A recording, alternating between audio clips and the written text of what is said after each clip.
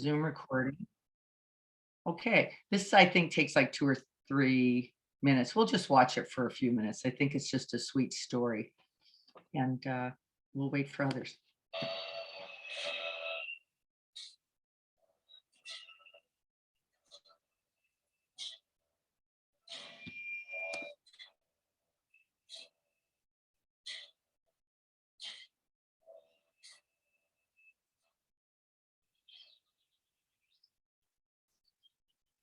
The Bodhisattva returns. He looks different now, stronger, with more energy. A stranger collecting grass kneels to the ground. On his knees, he offers the Bodhisattva a bundle of grass. Heavenly angels start to sing. Purple water lilies and other flowers fall like rain from the sky. There is a smell of incense in the air. I can see strength in the Bodhisattva's eyes as he comes near me. He looks around and sprinkles some grass on the ground. Magically, a wonderful seat appears. The Bodhisattva sits down with his legs crossed, facing east where the sun will rise. Angels celebrate with more singing, and the forest looks beautiful. Suddenly, it becomes dark. Blackness is covering the sky. A lightning explodes and shakes the ground. A terrible voice screams out. So this Prince Siddhartha wishes to escape from my world. He will fail. All at once, heavy rain pours from the black sky. My branches quickly reach down to protect the Bodhisattva, but he's not afraid. And magically, we are not wet from the thunderstorm. More terrible sounds scream out from behind the curtain frame. It's Mara, the evil one, riding Girmikala, the monster. Behind them are many, many angry demons ready to attack the Bodhisattva. They launch fiery rocks into the air. A sea of arrows race into the sky above. But look, the flaming rocks and arrows turn into flowers. They fall gently to the ground.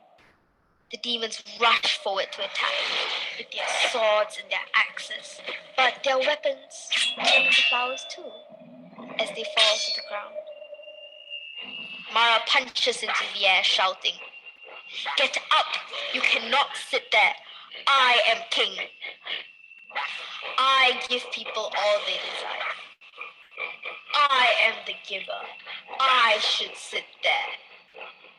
Pointing to his demons, he continues, "They are my witnesses. What have you given to others? Do you have any witness?" The Bodhisattva slowly touches the ground with his finger, and the earth responds with a mighty quake. Mara falls down. A voice from the earth says, "I am his witness." A beautiful goddess appears from the ground and bows to the Bodhisattva. She says, "Yes, I am Mother Earth, and I have seen in his previous life 100 times, 1,000 times, his hands, eyes, head, and his entire body he gave to help others." She turns to Mara and says, "He is better than you in loving kindness, generosity, and strength." The goddess twists her long, beautiful hair, and a river bursts out of it. All the water of offerings from the Bodhisattva's previous life pours out to blood and wash away Mara and his deeds. The forest becomes quiet and peaceful. The Bodhisattva continues his meditation beneath my crown of heart-shaped leaves. Suddenly, bright rays appear from his body. Blue rays, yellow, red, white, and orange gloriously light up the night. The Bodhisattva is now a Buddha, a supreme enlightened being, and I have become the tree of enlightenment, the Bodhi tree.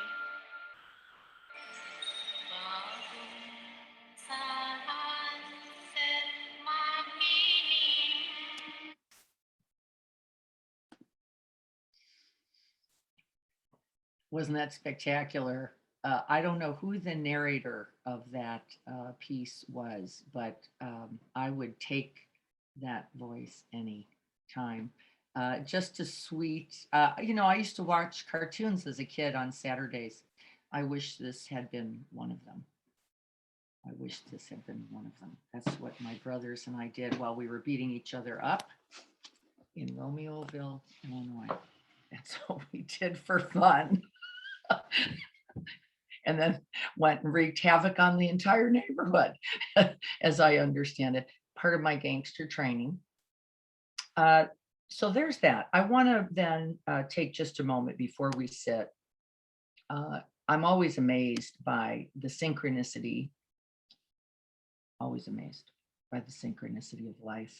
That I am here, that you are here is a natural synchronicity.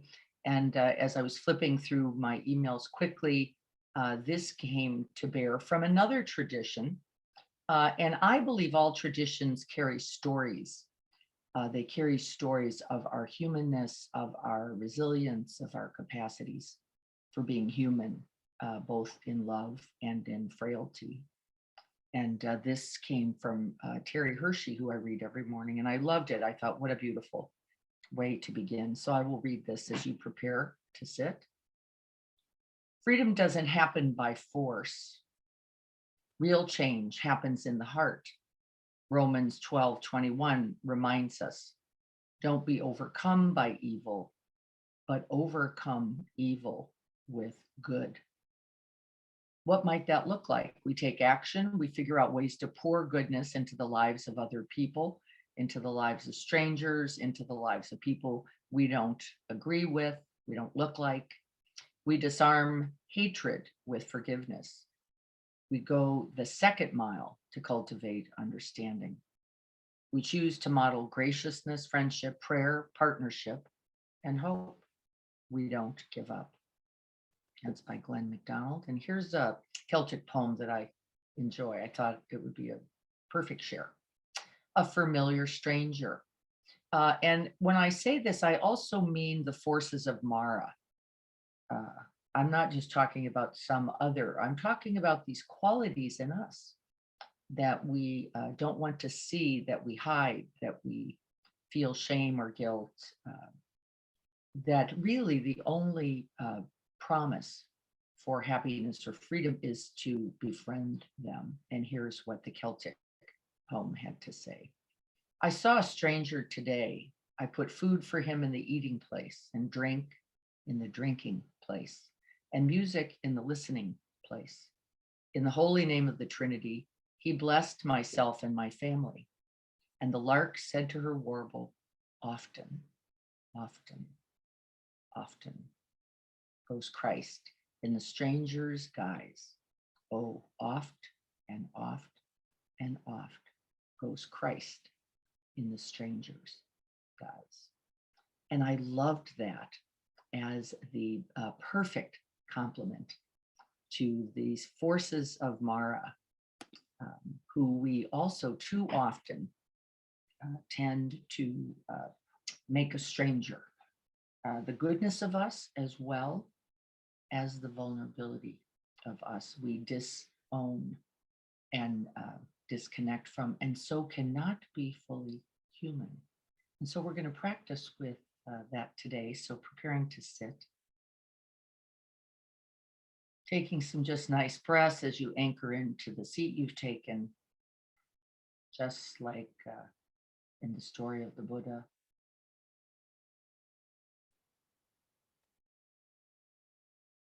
Taking your Dharma seat by your very intention to be present here. You have turned your ordinary sofa, your ordinary bed, into the lotus seat of the Buddha.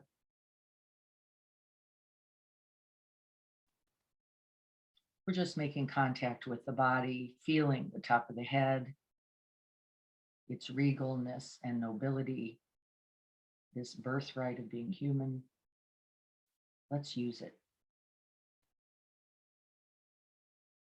We tuck the chin, removing our arrogance in an essential bow to the present moment. We release the shoulders, we let go of the tensions.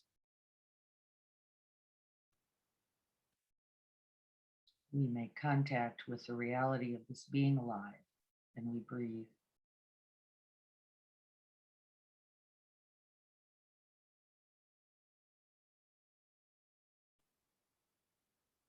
We breathe then, knowing that we're breathing.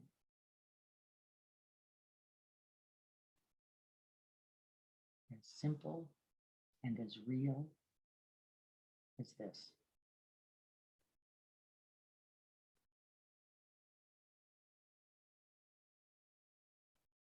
We have cultivated the heart of intention, and then we cultivate the heart of aspiration. May each breath be directed toward the benefit, the well-being, the happiness, the freedom of all beings. May we incline the mind again and again to the good, to the goodness in us, and to the goodness that we can propagate all around us, no matter the circumstance. May we remember this as we breathe, freeing all beings, inviting all happiness.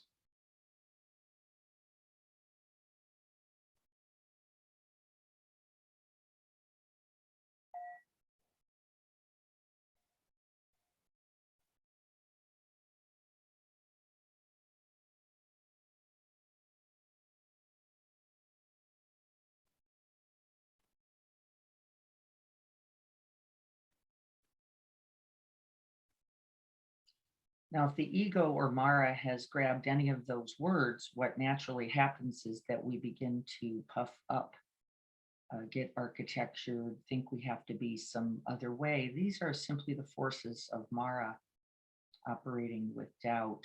And so I'd like you to drop the breath, grabbing a big in-breath, hold it at the top for a moment, and then really exhale it out. Drop it.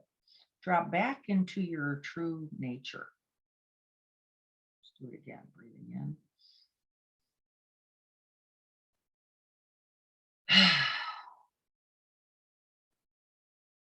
Settle into your own Buddha body, resting in the Buddha breath.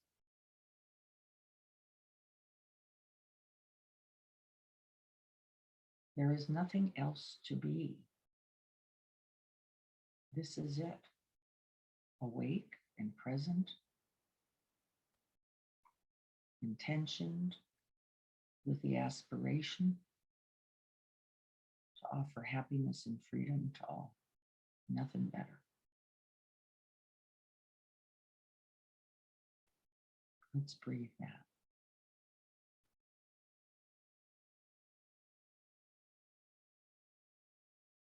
And then there's nothing for the mind to do but attend to each breath.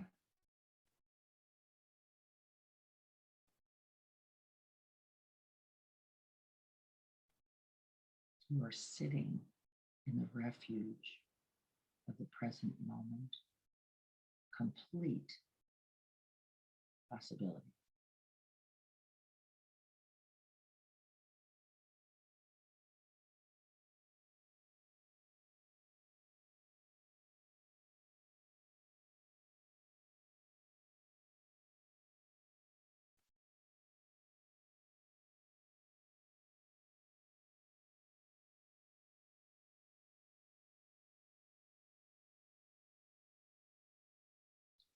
we will notice the forces, the habits of Mara as they appear with distractions, lists, plans, opinions.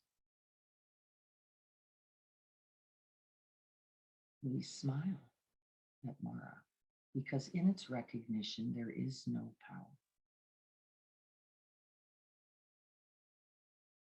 And we simply come back, resting in this Buddha seat.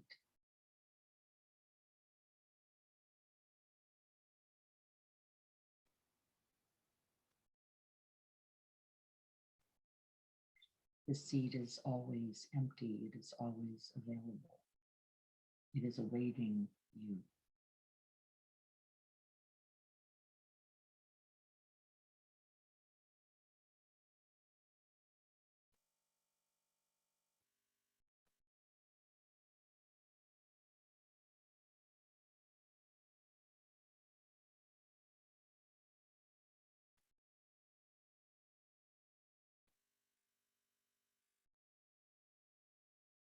And we smile then, a gentle smile,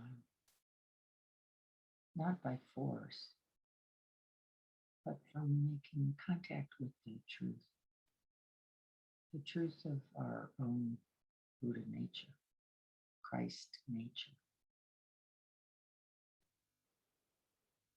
Muhammad, David, Gandhi, whoever you can remember the good from. With. We sit in the seat of goodness.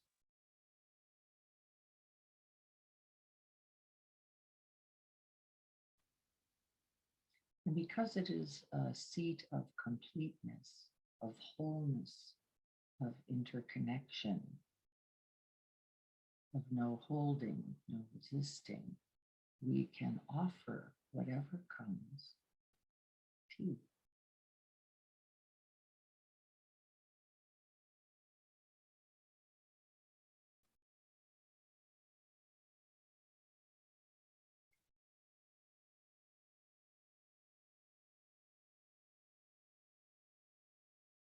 It is best to begin in the body.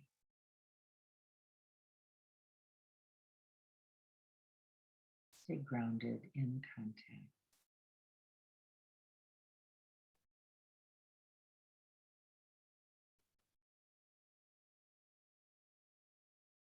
These warm hands wrapped around the singing bowl. Invite these sensations to deep. The pulsing ache in left Achilles. Smile.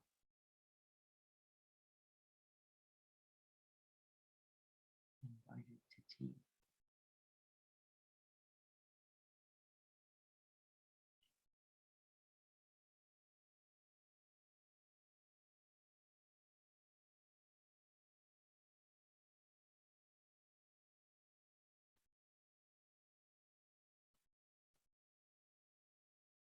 And the way I frequently make this offering, this openness,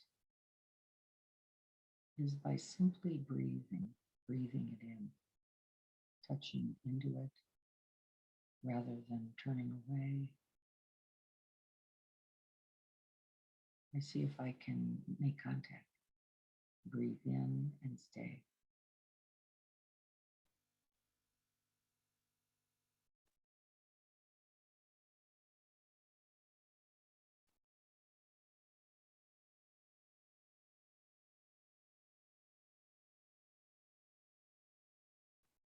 And we make contact with both the things we like and enjoy and are pleasant and the things we don't.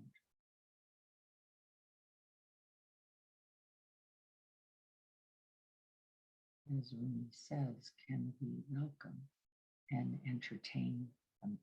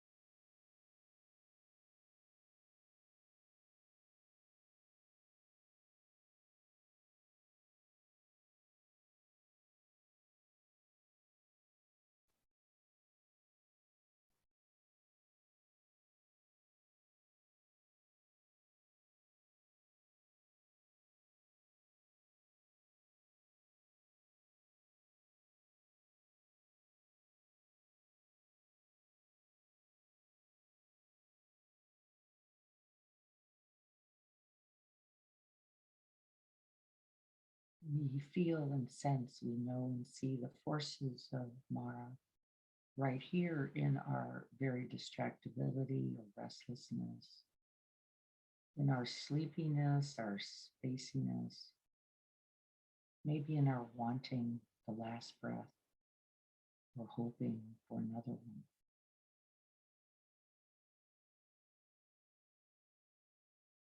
And we're not rejecting in any way. We simply, as the Buddha did, sitting in the lotus seat, remember our birthright,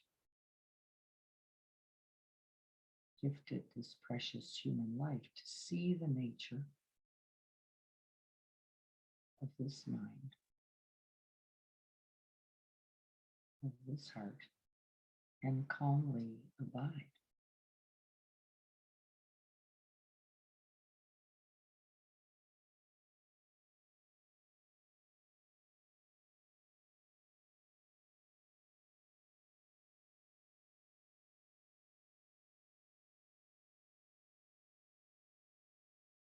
We let the momentary objects simply come and go.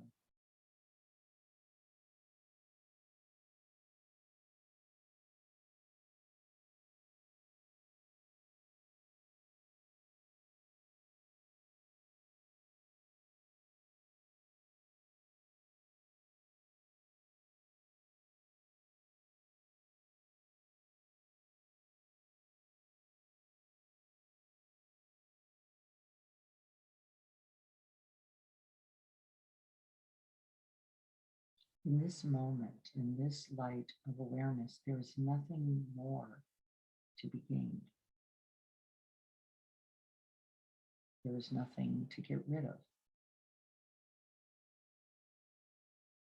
We invite all that arises in the present moment to tea, welcoming, abiding, releasing.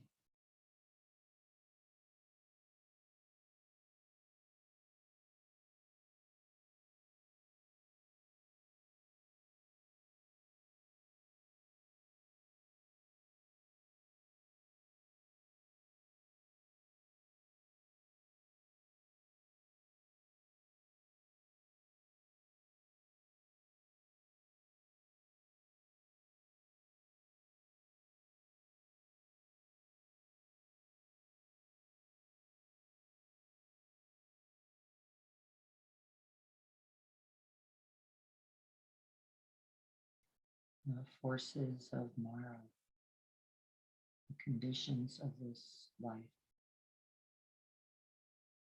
overcome by clear seeing, by goodness, by generosity, by peace.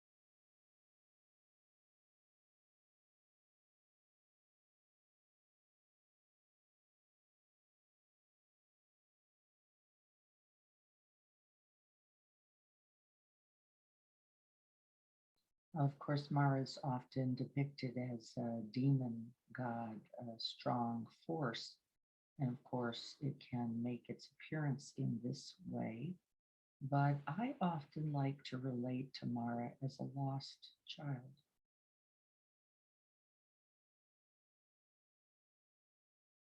One who is distracted and cannot find its way home.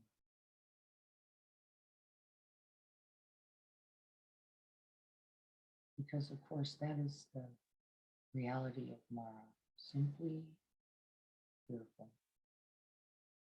feeling separated or alone.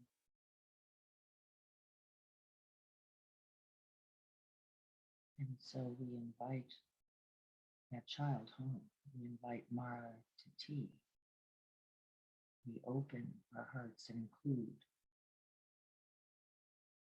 whatever comes.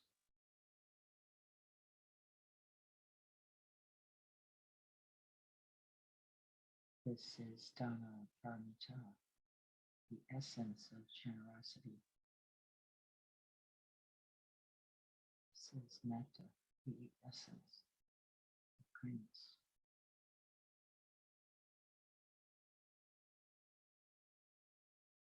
This tea, essence of karuna, compassion.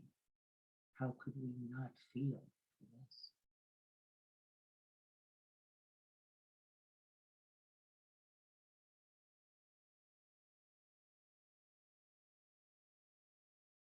We know it as ourselves, and so we let it in.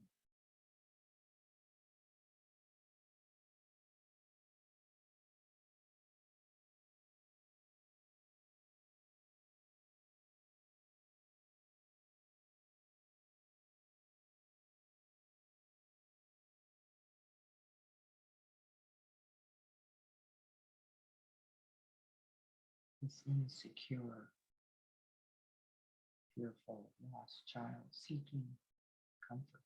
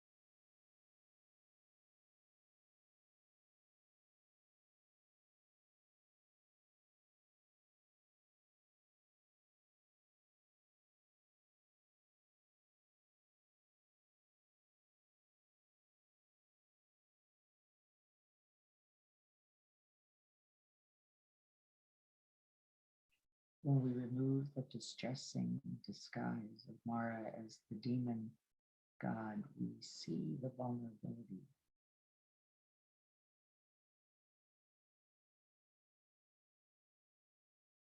The fear, the pain, the confusion.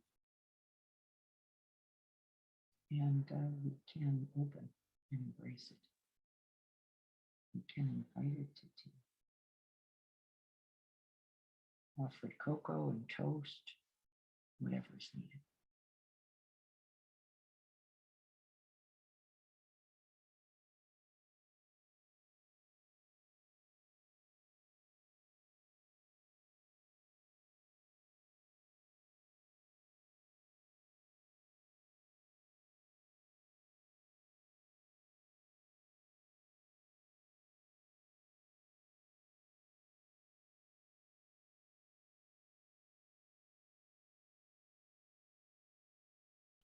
And so, what aspect in your own body, mind, being do you mistake for its disguise?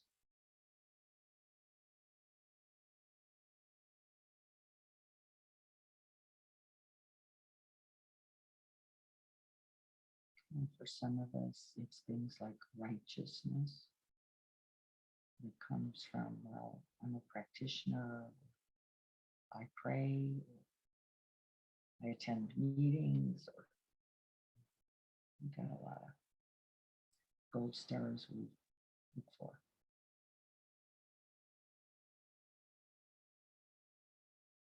You get caught in that, you get caught like I did over the weekend in judgment about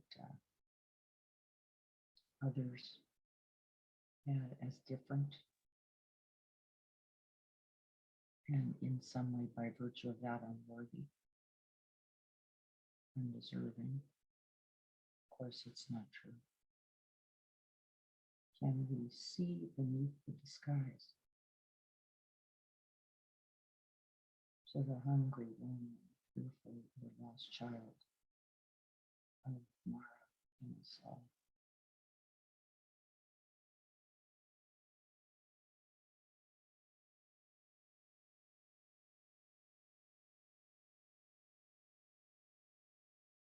Where does that live in the body? Is there a lump, an empty space, a tension? Is it grip, some contraction?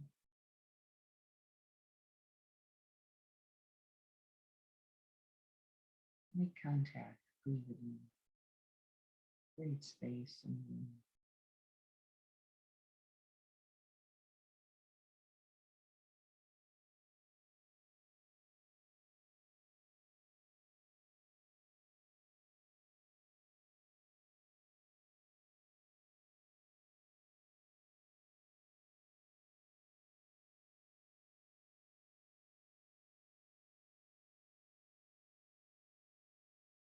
And you give it space by this very breath and this stillness. Nothing to chase, nothing to get rid of.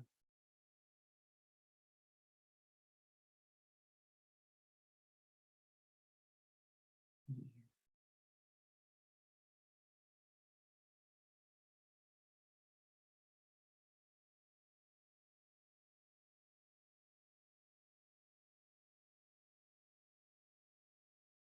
And then the forces of Mara, the aggression, the ill will, dissolve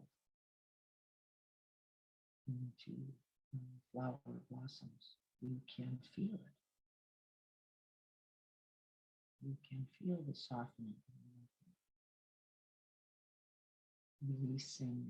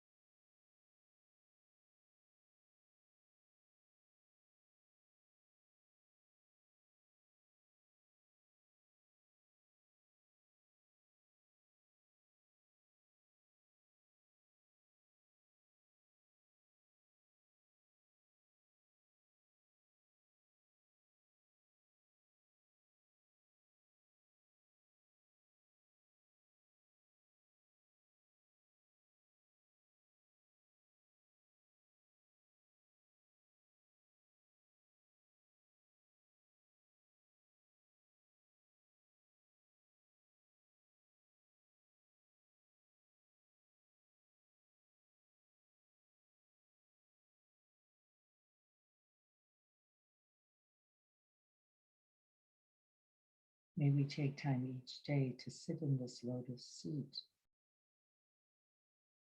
so that we can see clearly, open completely, and begin to form a relationship with our world for the better.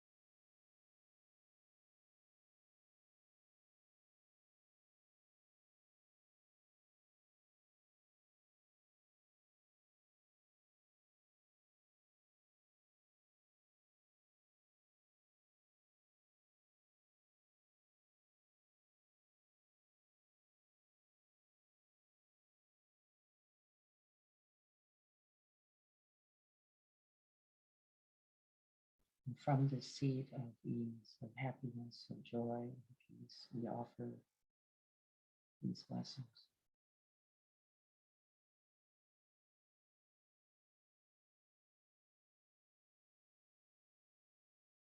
May we be safe.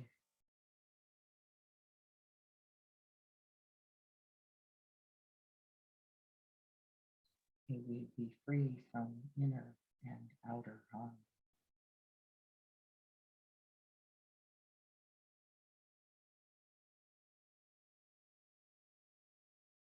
May we rejoice and take delight at our good fortune and wish this goodness for others.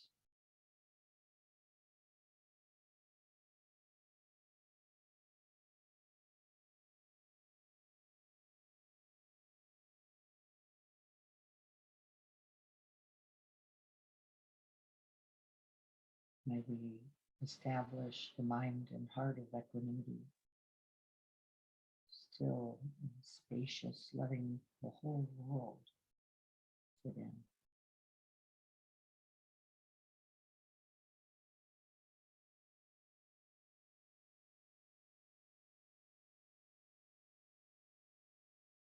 May we be filled with loving kindness.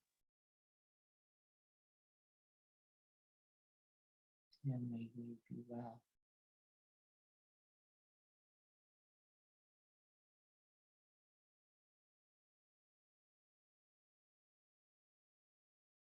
May we be peaceful and at ease.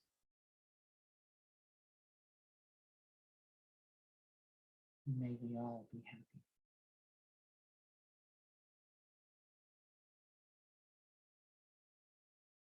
May we be truly happy.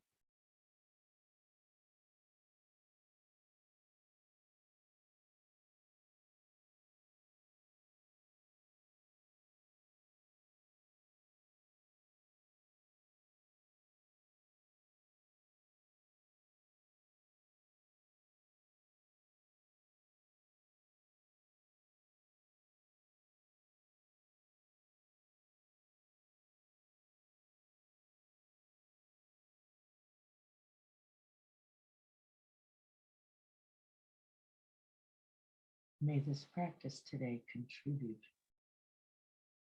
Let this be so.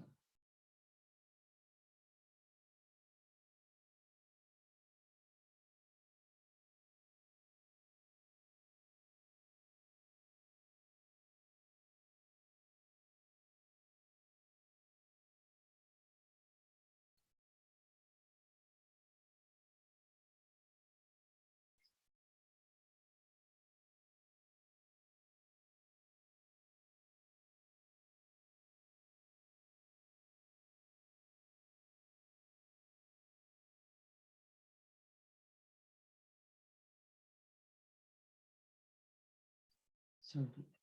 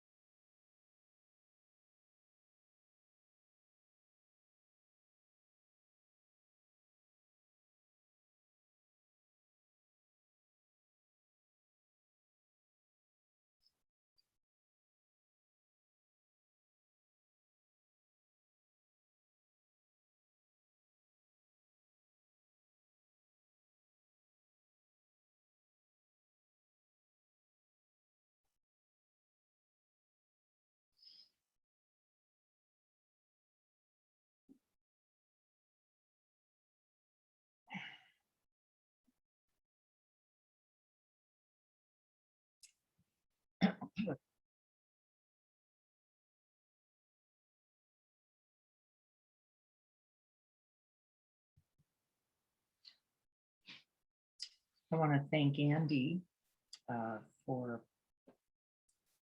helping me come to the story of Mara from a short discussion we had. It's one of my favorite. And I hope if you didn't get to see the a little cartoon, um, please let me know, and I will send it to you if you didn't come on soon.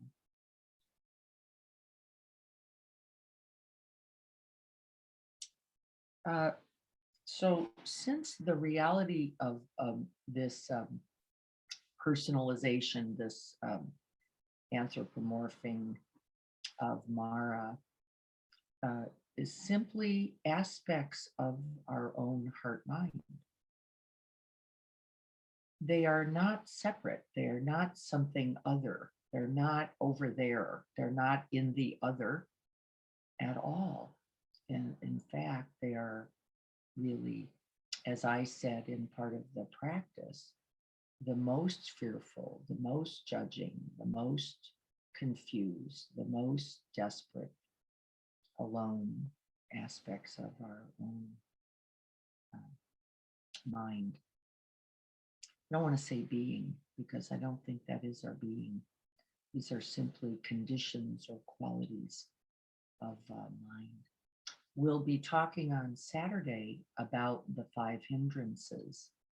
I named them a little bit today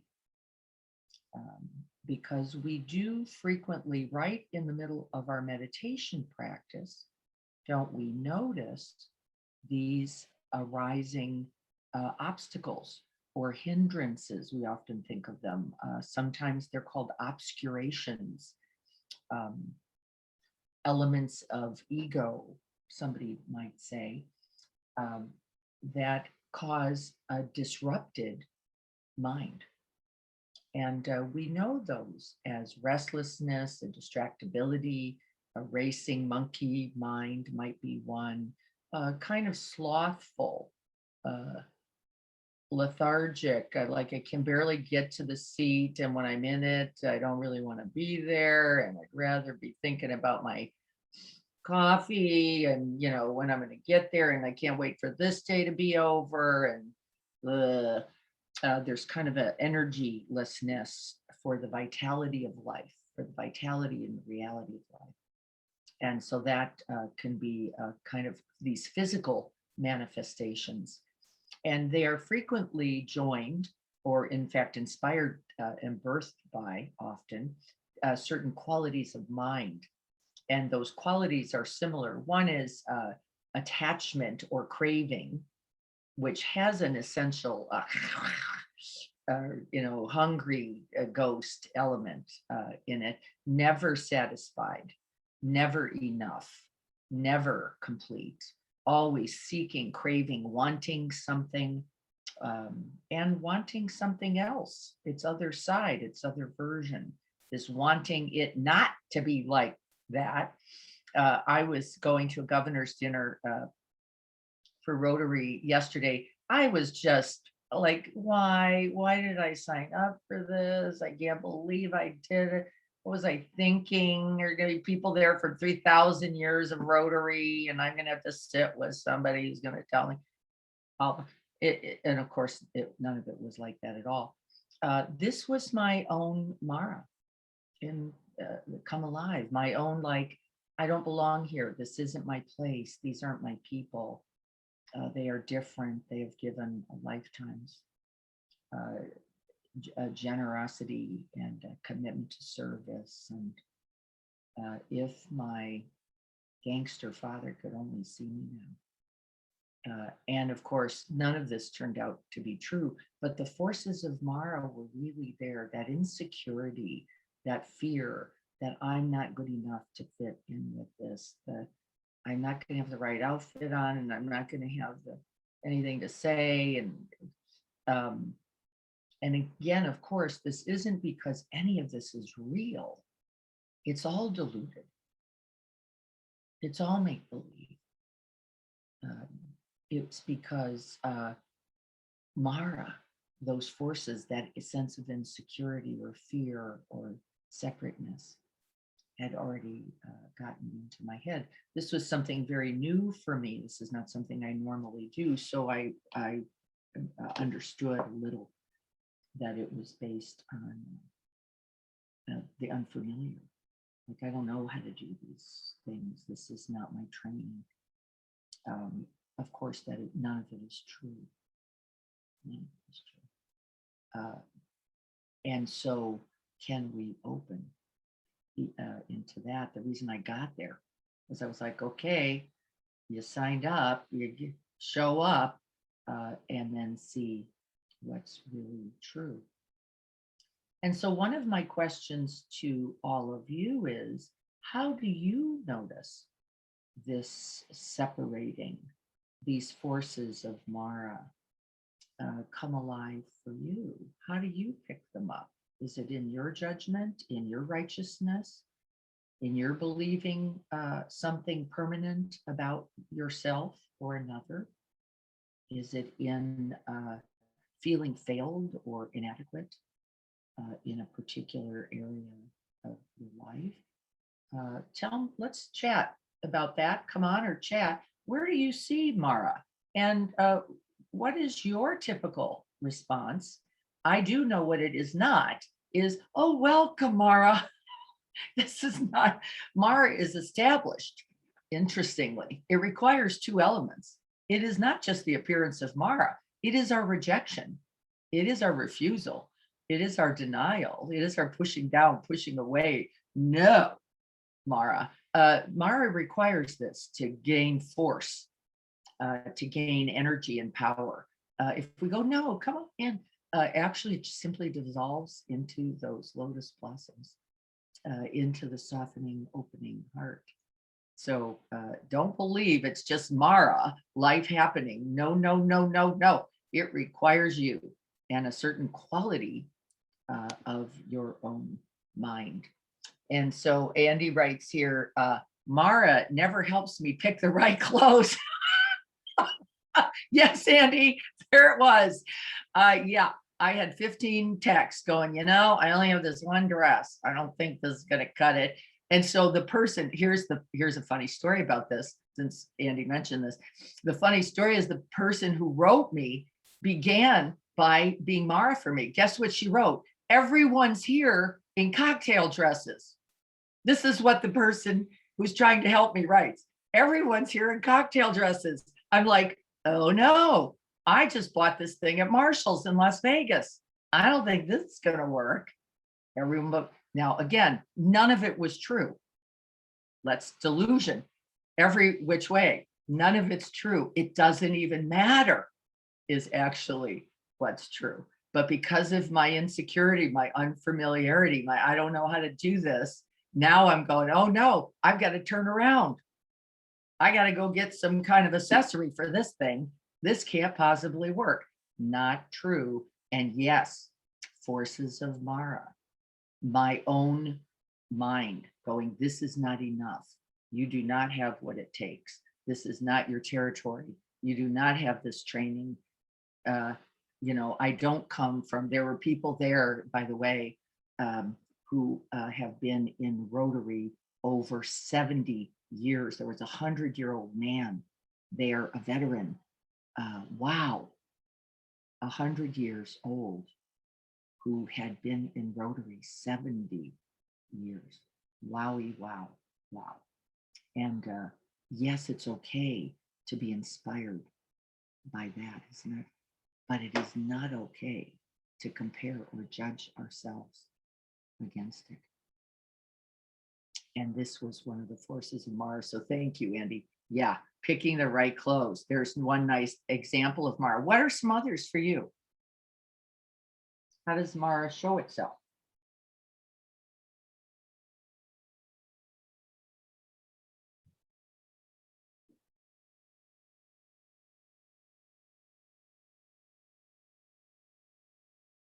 Mara is doubt or moving on to create, or moving on to create. Mara is doubt, yes. The largest force of Mara, one of the understandings of the largest forces of Mara was doubt. It was the last hindrance that the Buddha confronted when Mara said, who are you? Who are you? There I was sitting right in there. Who are you to sit in this seat? Who are you? And the Buddha took his right hand and touched the earth and it shook in affirmation of his privilege and his right to be here held by you. That's exactly right. I hear somebody on. Please say hello. Andy, how are you? Well, I was going to speak earlier, but Mara knocked the phone out of my hand and I got disconnected. It's all Mara's fault, you know that. Oh, Mara. But what I hear everything you're saying, and I appreciate the discussion. And for me, it does take a lot of contemplation and a lot of review. And you know, as we listen to your story of the insecurity, anxiety of going to that big dinner, by the way, which I didn't go. I didn't have the right cocktail dress, I guess. But we all had compassion for you. We all had empathy for you. And so in my case, because Mara strikes me on a daily basis, I practice compassion. And in this case, you know, I think we all had compassion for you because we all understand that. But in my case, when I have those issues, which are a regular basis, I try to practice compassion for myself. And that's somewhat my antidote for the pains, the suffering, let's use the word suffering of Mara. The other thing that has helped me, and I actually talked to Anthony about this months ago and haven't forgotten it. I can't do this on the fly, but I can do it in reflection or in meditation or in journaling, is when I go back to the death and dying practice that we did about 1.5 years ago, that long, many practices. And I can step out and look at myself and look at the totality of everything and you know, and step into the vast open space. Then I'm watching a silly little man really wrapped up in his own head and in creating his own suffering.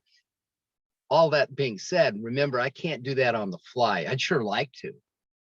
I'd like to be able to walk into a class I'm going to teach right now and keep that in mind. But no, you know, the control Mara comes to me and I'll be in control.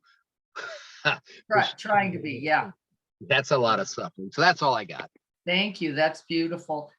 And there was something about the cartoon quality, I have to say, that came to mind as you were talking. It's why I love that little cartoon about Mara, because really, as we rest in the vast open space, it all becomes cartoonish. We can really laugh at it. And I can now laugh this morning.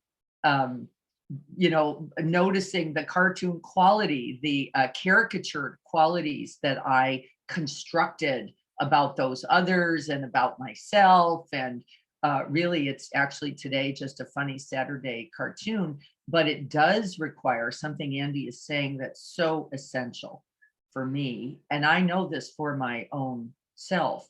Without the stillness, the spaciousness, the silence, the stillness, I can't find my way to that. I just get all caught up in the sea of Mara, throwing those daggers, those spears, one thought after another. You're failed. Now, by the way, they don't frequently look just like that. They often look like, this is stupid. That's how it looks. Why am I going to, I paid for this dinner. Why am I going? I don't know these people. They're not my people. I don't know them. That's the force of Mara. That's the continual, right? And could I see that? And the answer is yes, I could. Yes, I could. And that's what got me to the dinner. Now, by the way, I wasn't comfortable. I wasn't confident. It wasn't magically transformed into now there she is. I was like, okay, I'm just going to walk in anyway. And then I'm going to sit down anyway. And then I'm going to sit next to somebody I don't know anyway. And I'm going to get through this and I'm going to open and keep breathing. And in fact, I could and did. And of course, what's the result? Well, transformed. Everything is now fine. The person I said to, I adore. We're something called red badge members, which means we're just very new. There were 2 red badge members at this entire 340 person dinner. I actually felt good about it.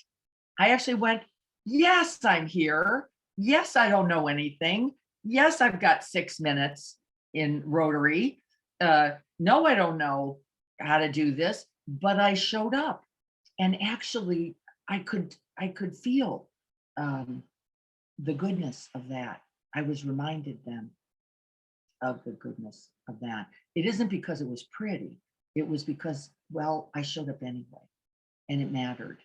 And I tried to pay attention, and I felt actually moved by this 100-year-old gentleman who has been in Rotary his entire life, right? And felt inspired by it rather than separated. So I see Victor and Maria on. Do either of you have anything to add? I would love to hear from anyone. Hi there. Hello, Hi, Marie. Good morning. good morning. Um, I love all these practices, and yesterday I woke up and the first thing I thought was, I'm gonna wash a load of sheets. And I go to start my washing machine, which is a year and a half old, and nothing. No power, no nothing. I test the switch because that's the extent of my troubleshooting, and I know the outlet is good. And then I proceed to go down the getting hold of a human being to see about getting a service call. And long story short, it's one of those, press 1 for this, press 2 for this, press 3 if you want to be frustrated forever, press 4 if you're not sure how this process is going to go, and you have to listen to all of the choices before you can choose one. So then that says you can go online. And the Mara in me was like, I don't know, I'm not good at this. I don't go online and do things. It never goes well for me. And I had a handyman coming over to work on my property, which is not what I really want on Monday morning on a busy week either. And I just talked myself through that and went, you know what? Just try. Just go on your iPad if your laptop is acting up. And, it worked out.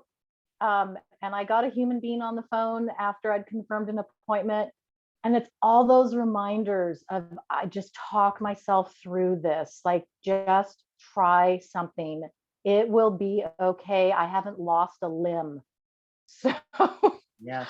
I Yes. I so appreciate all the feedback and the stories that people share, because it makes me much more quickly recognize my problem is not that my washing machine isn't working. My problem is how I'm reacting to it. Yes, for sure. And this compassion, this holding oneself that I'm naming, that I tried to speak to also in the practice. Can we hold ourselves in this vulnerability, allowing the vulnerability to be vulnerability, allowing ourselves to be fearful or insecure or not knowing how it goes? Can we risk this? This is really big news for me, to be able to not have to warrior up, to go, I don't know. I don't know how to do it. I don't even know how to show up for something like this. I don't go to these things. This is not what I do. And really let my experience be there and acknowledging, supporting, accepting. I'm going to go anyway. Doesn't mean I'm going to get it right. I'm going to get online like Marie. Doesn't mean I'm going to figure this out. I'm going to show up because really there's some potential here for goodness. If you didn't see it, you wouldn't go. Period.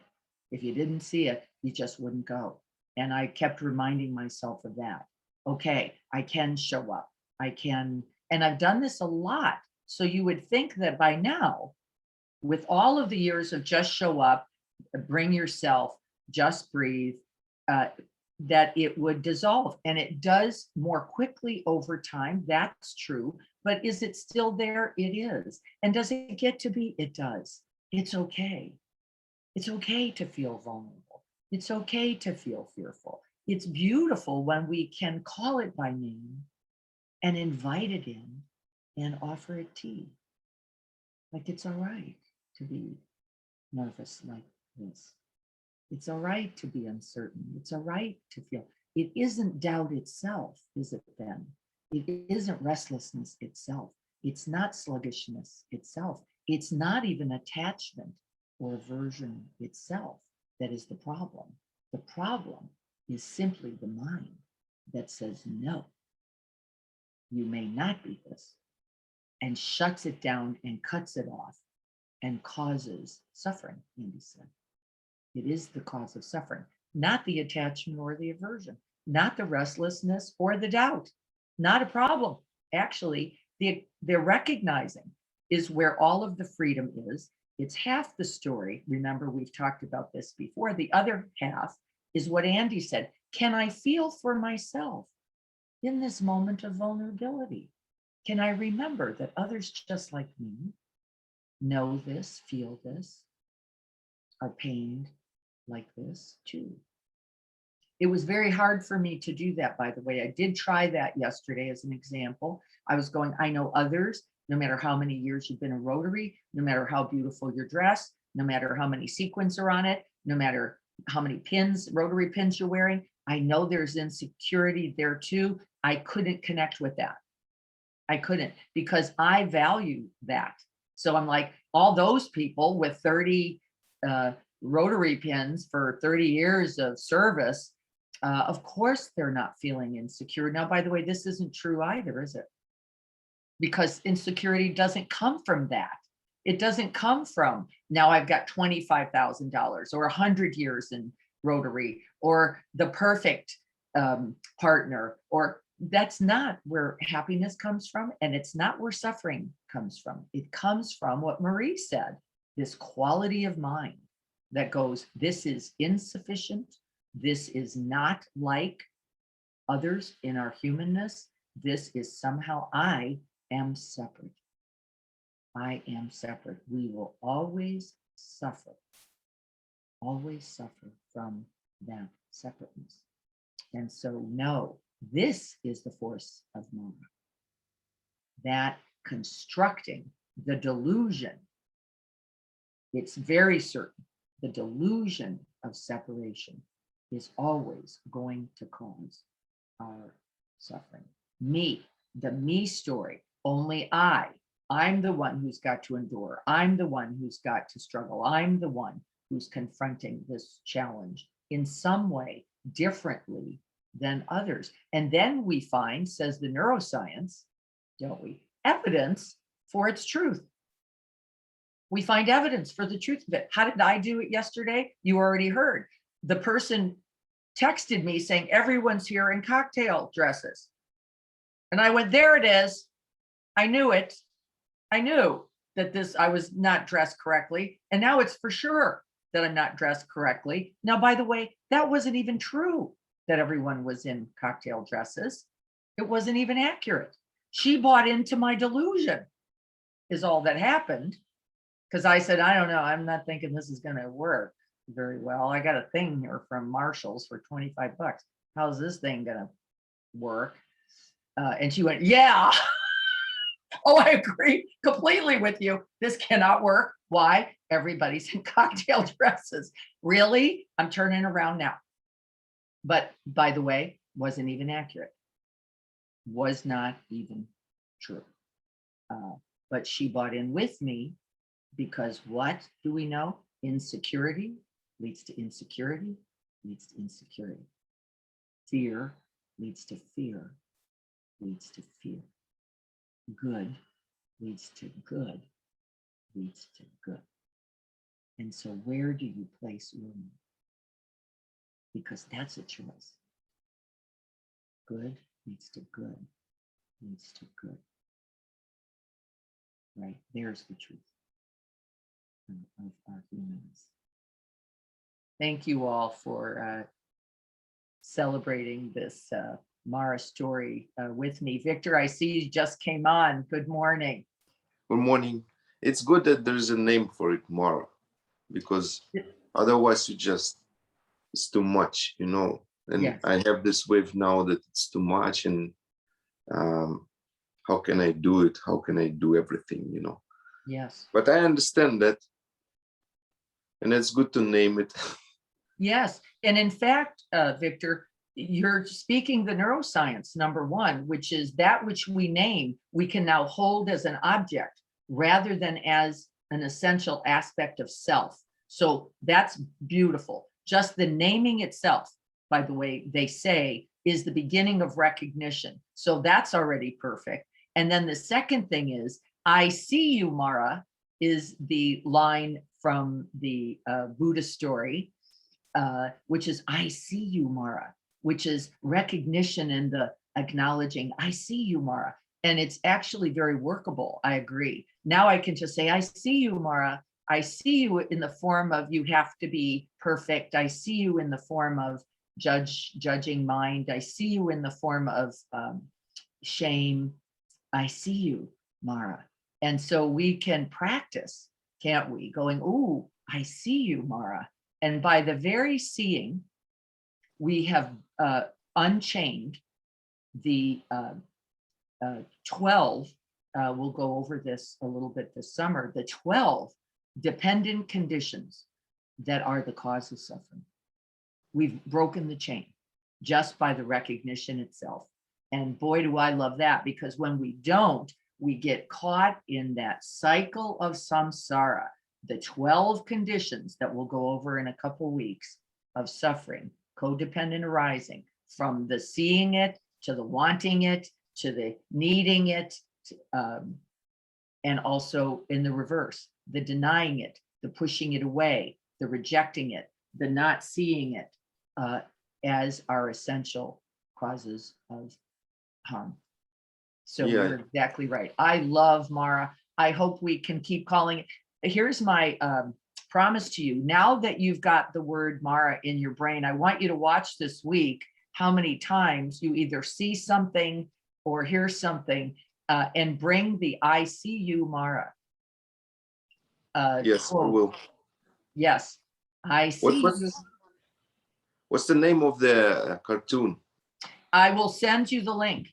It's boy, isn't that I couldn't get over, I fell on that this morning. I could not get over both the beauty of the story, the beauty of the narration, and the beauty of the cartoon. I just thought the whole thing was spectacular, and it fell on me this morning. I do have it. I will send it to you, only because, like I said, I wish I had seen that cartoon as a kid. Those are the cartoons I needed to go. And yet, even in the moment of difficulty, there is a way through. There is a way to, and the conversation about it would have been incredible, wouldn't it have been? So I will send it to those of you who are on. If you didn't see it, you definitely want to take the 5 minutes.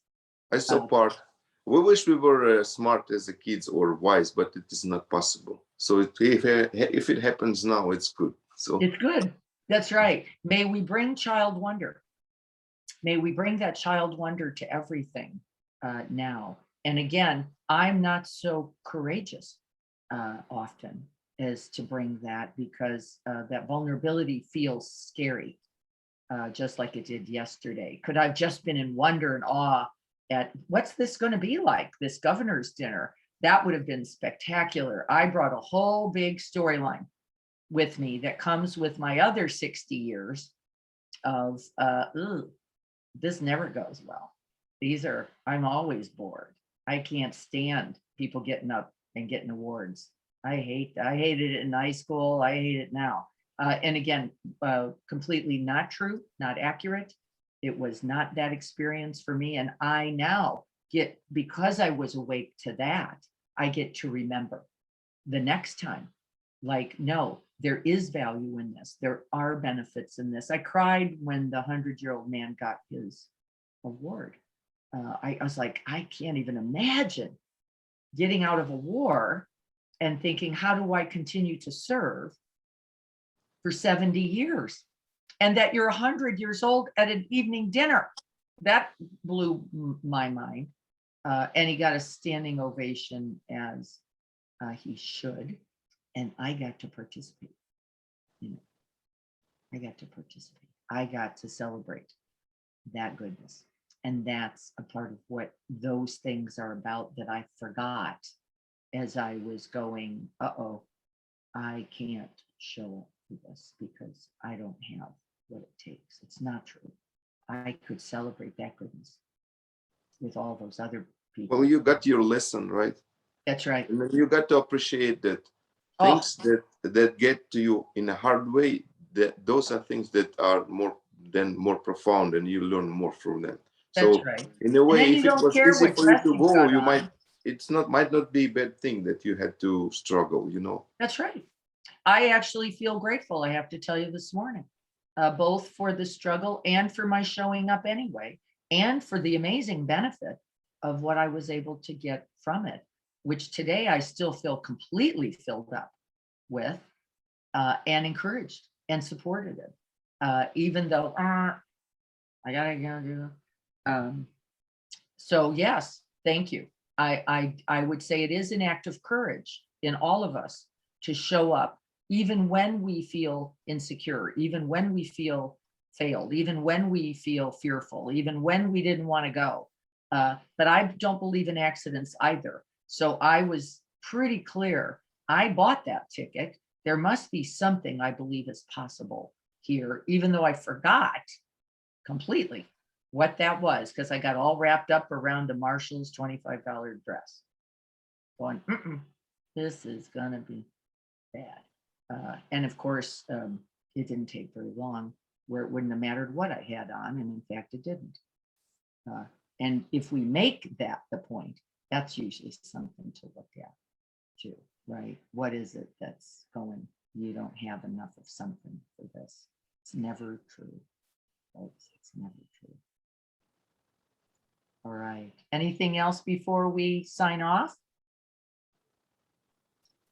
Yes, Yes. I know it really helps me, Diana, to think about you and the funny stories that you tell, because it it gives hope. It gives hope to me that I don't have to get all this right, but if I can remind myself to stay curious and playful and lighten the F up and just go, I'm alive. What a gift this is already. And so what if my practically brand new washing machine isn't working, or someone's showing up who I don't want to show up? And you, as you say, we get so caught up in this picayune bullshit minutia and lose track of what really matters. And it is a daily practice, sometimes minute to minute, where I just talk myself through things and say, it's okay.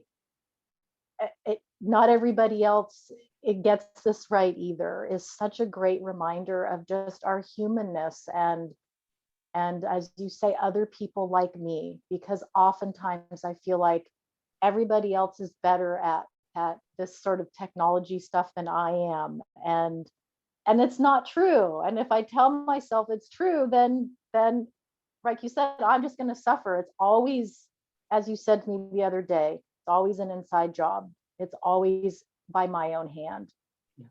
And I don't want that on me. If we forget that, we can't free ourselves. And I forget too. And then I wake up to, wait a minute, can I remember? And I don't always remember. You're not always going to remember. I don't have any judgments about that anymore, that because I would do nothing but be in judgment all day long. And can we bring compassion to ourselves? And if not to you, bring it to me. It's okay. Start with me going, you know, that really felt horrible. I know something about that. And I'll remember that when I'm feeling like I don't have the right shoes, I don't have the right shirt, I don't have the right hat, I don't have the right bike, I don't have the right something, I don't have the right water bottle. I've done that. You know, really seriously, you don't have the right water bottle. I literally have, on a bike ride going, no, don't have the right water bottle. Everybody else seems to have this fancy water. What am I doing? And I have these dorky headphones on because then I can walk around everywhere attached with my, you know, I'm not even cordless. Like, look how far behind I am. Yeah, well, let's laugh, folks. Let's all laugh at that ridiculous mind that goes, if only you had the right headphones, right? Because what I'm pretty sure about with that 100-year-old was that he wasn't worried about the pants he had on. He'd have probably, and I feel very confident about this, having spoken with him. And about 100 years, evidently, is what it takes to go, none of this is really the point. None of it. Because by 100, by the way, folks, it's all dissolved. Whatever you had going on with those eyes and these earrings and that outfit, never mind at 100. You're just happy to be alive, to contribute, which is what he said. Yeah, he showed up wearing pants. That's a good. That's Very good. impressive at 100 years old. Very impressive. Without a diaper. Also impressive. There you go. This is the reality. All right, folks. We're going to get ready. Jan, you're on. I didn't know if you wanted to say something before we left or not, or just to say hi. You're just there saying hi. We can't hear you, so I'm just taking it to.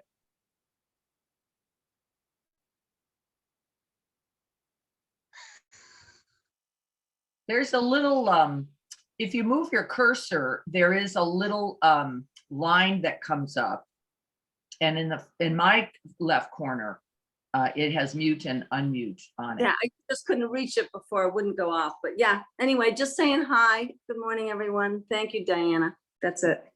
You're so welcome. You're so welcome. This is our human story. See, this isn't my story at all. That's why you're listening. This is the human story. This is what we do. You will do it today. And as Victor said, can we call it by name?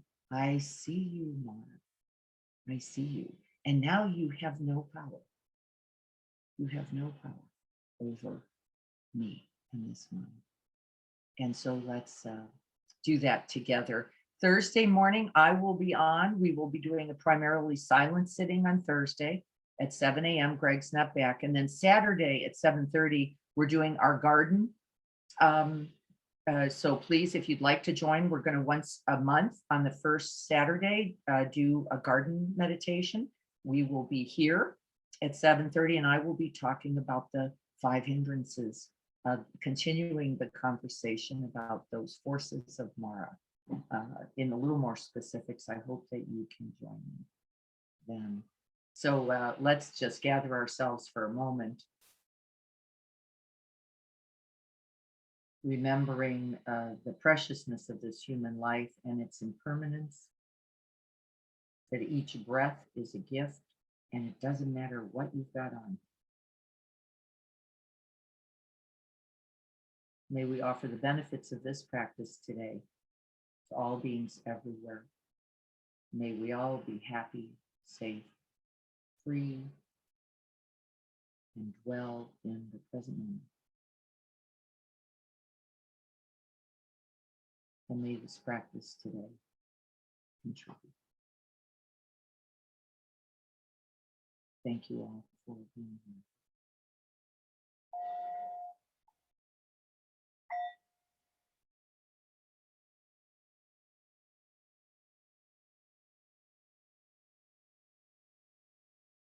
Thank you, everyone. Wonderful to see you. Thank you so much for your sharing. It makes for a beautiful, beautiful practice and teaching. Thank you all. You're all teachers for me as well. I'll look forward to seeing you Tuesday or Saturday. Take good care, everyone. I will send the link to the cartoon. You want to watch that whole thing. It's spectacular. Be well, everyone.